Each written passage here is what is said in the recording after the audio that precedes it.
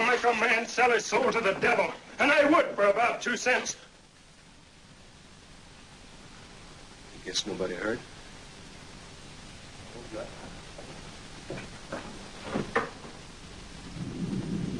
Good evening, neighbor Stone.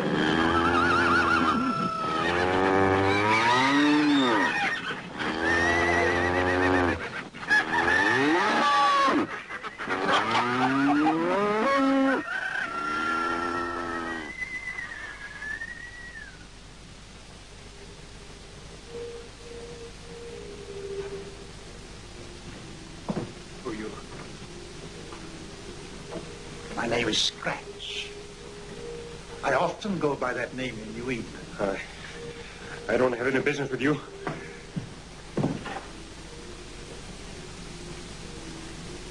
Do you deny that you called me? I've known people in other states who went back on their word, but I didn't expect it in New Hampshire. You can't say that to me. I'm New Hampshire. And if I say I called you, I did. Guess I did. You've had a lot of bad luck these days. And yet, it's all so unnecessary. When I think of your opportunities. My opportunities? My man, you have one of the richest farms in the county. You just go about it the wrong way. So many men do. Hard work. Well, that's all right for people who don't know how to do anything else. It's all right for people who aren't lucky. But once you're lucky, you don't have to work for other people. You make them work for you.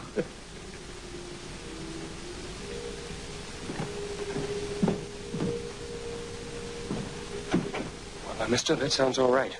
But how do I go about it? Clever man like yourself, he can find money anywhere. Money to pay his bills, money for his wife and children, money enough to be a rich man. All he needs is a friend to point it out to him. Like this.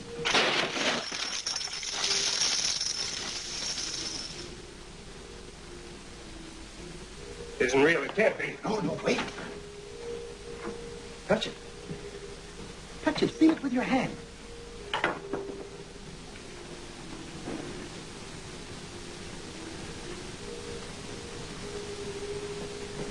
David. Someone's calling you, Mr. Stone. David Stone. Oh, there he is. Howdy, Javis. Howdy, David. Howdy. What do you want? Well, Jabez, we just come to ask you if you had made up your mind to join the Grange. Grange? What Grange? Well, that Farmers Association we were talking about the other day. No, I don't want to join. Go away. Leave me alone. We don't mean to force you. But it's only for your own good, neighbor. I look out for myself. We ought to stick together. Now, after Daniel Webster's speech. Daniel Webster can't help me. Leave me alone.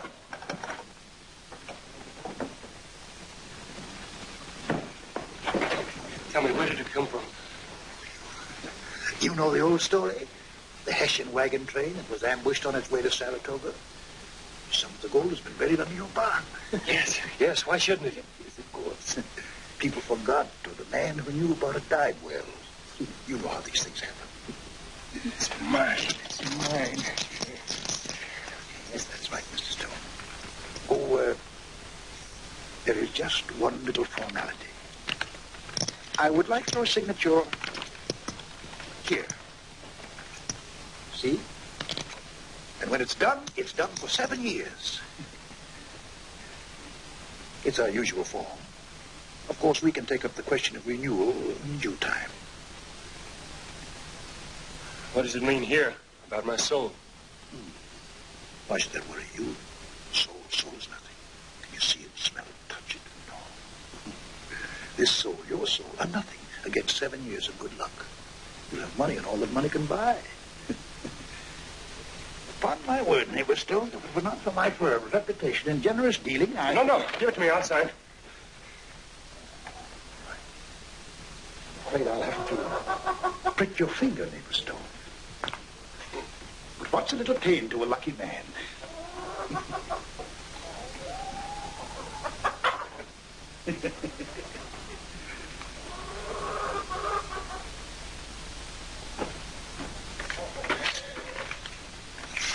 Sign here.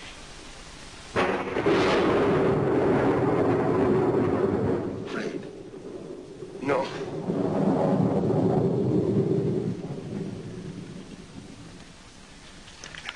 Excellent.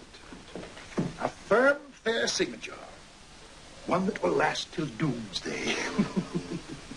I congratulate you, neighbor Stone. You're going to be the richest man in New Hampshire. Well, I'll be. Yes. Yes, indeed. But not now. Not for 7 years.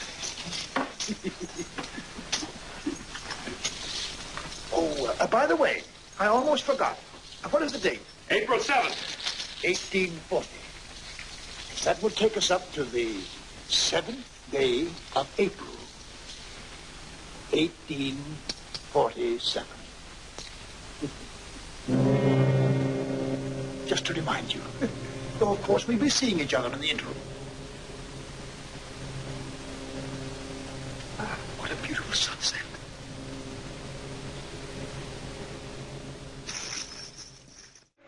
Feeling chilly? What's the matter, Mr. Stone? You look worried. You promised me happiness, love, friendship. Just a minute. I promised you money and all that money could buy. I don't recall any other obligations.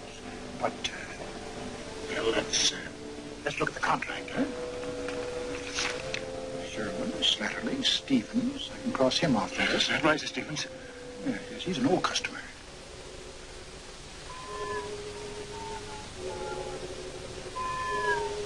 It's Advisor Stevens' voice. Advisor Stevens' soul. I'm sorry for the disturbance. It can't be. He's in there dancing. He was.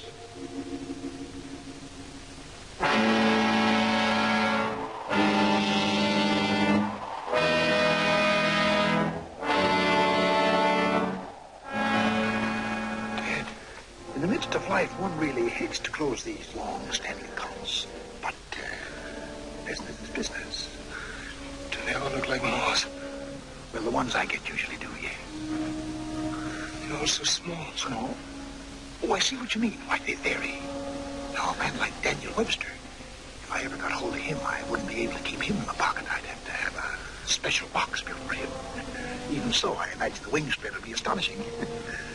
Now, in your case, I'd be able to put you in the best pocket.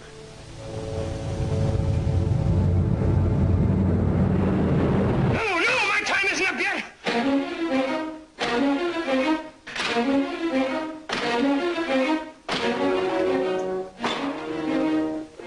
Trying to break our contract, Mr. Stone?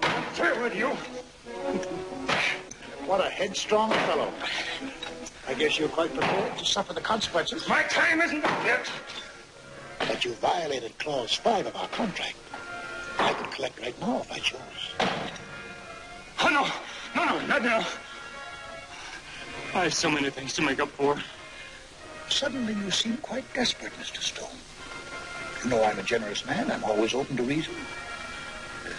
With a little security, Anything. You can have it all back. The money, the house, the farm, the whole caboodle. Oh, I'm afraid that's not the sort of security I was thinking of.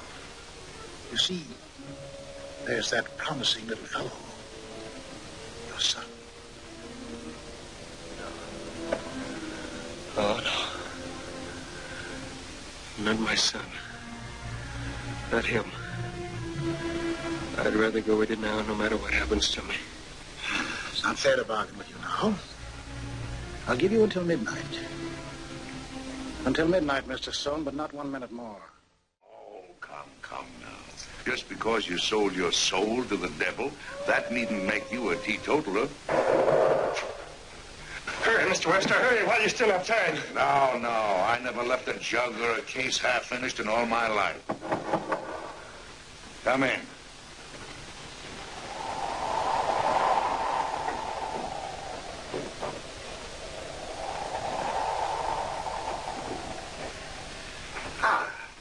So we meet again, Mr. Webster. Yes, I'm the attorney of record for Jabez Stone. Might I ask your name? Scratch will do for the evening. May I show you? Yes, certainly, but be careful. Medford rum has an uncanny habit of kicking back, even with old-timers like yourself. Even kicked back once at you, didn't it? Me? Oh, not that you ever got drunk. No, indeed, Mr. Webster. A kind of an overpowering lassitude, or more plainly, a deep enveloping sleep. Why, there isn't enough old Medford rum in the whole of New Hampshire to make me sleepy. I've never proved that question, Mr. Webster. Cup for cup, what do you say? All right. Cup for cup. Mr. Webster, don't. Oh, don't be afraid. Now, Mr. Stone, are you willing to give me your son in exchange for an extension of our contract? Never. And surely this matter can be settled out of court without any difficulty. My client is prepared to offer a compromise. $10,000, $20,000, $30,000. Name your figure. I'll raise it even if I have to mortgage Marshfield. Your spirited efforts in behalf of your client do you credit, Mr. Webster. But if you have no further arguments to adduce, I'll take it along now. Not so fast, Mr. Scratch. If you have any evidence, produce it. Of course, Mr. Webster. All over the above, boss. You and leave your form. That's your signature? You know darn well it is. This appears, mind you, I say appears to be properly drawn. But you shan't have this man. A man isn't a piece of property. Mr. Stone is an American citizen. And an American citizen cannot be forced into the service of a foreign prince. Foreign? Who calls me a foreigner? I never heard of the dead. I never heard of you claiming American citizenship. And who with a better right?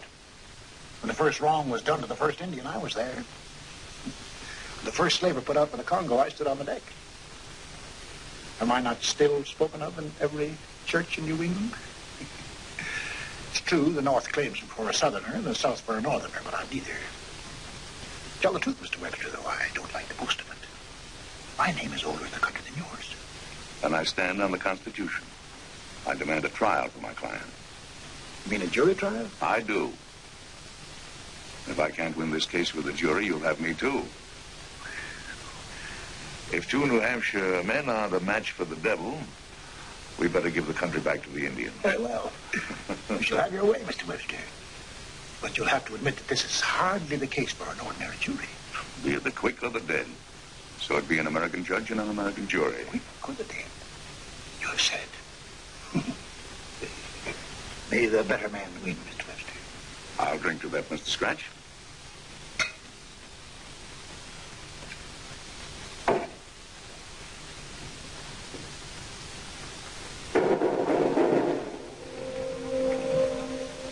You must pardon the leathery toughness of one or two. Mr. Webster!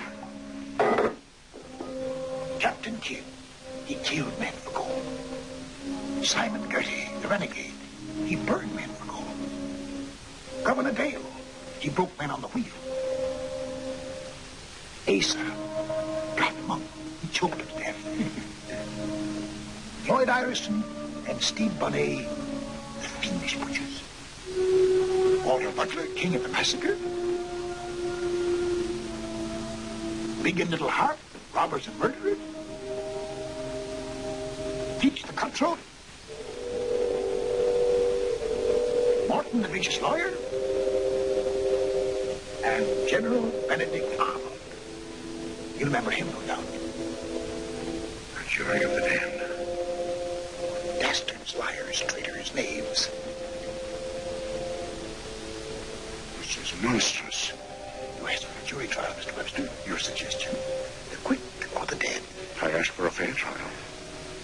Americans all. You were fooled like Jabez Stone. Fooled and trapped in your desire to rebel against your fate. Gentlemen of the jury, it is the eternal right of every man to raise his fist against his fate. But when he does, he's at crossroads. You took the wrong turn, so did Jabez Stone. But he found it out in time. He's here tonight to save his soul. Gentlemen of the jury, I ask you to give Jabez Stone another chance to walk upon this earth, among the trees, the growing corn, and the smell of grasses in the spring. What would you all give for another chance to see those things you must all remember and often long to touch again? For you were all men once. Clean American air was in your lungs. And you breathed it deeply. For it was free and blew across an earth you loved. These are common things I speak of. Small things. But they are good things. Yet without your soul, they mean nothing. Without your soul, they sicken. Mr. Scratch once told you that your soul meant nothing. And you believed him. And you lost your freedom. Freedom isn't just a big word. It is the morning and the bread and the risen sun. It was for freedom we came to these shores in boats and ships. It was a long journey, a hard one and a bitter one. Yes, there is sadness in being a man. But it is a proud thing, too. And out of the suffering and the starvation and the wrong and the right, a new thing has come. A free man. And when the whips of the oppressors are broken and their names forgotten and destroyed, free men will be talking and walking under a free star. Yes, we have planted freedom in this earth like wheat. And we have said to the skies above us, a man shall own his own soul. Now, here is this man. He is your brother. You are Americans all. You can't be on his side, the side of the oppressor. Let Jabez Stone keep his soul, a soul which doesn't belong to him alone, but to his family, his son, and his country. Gentlemen of the jury, don't let this country go to the devil.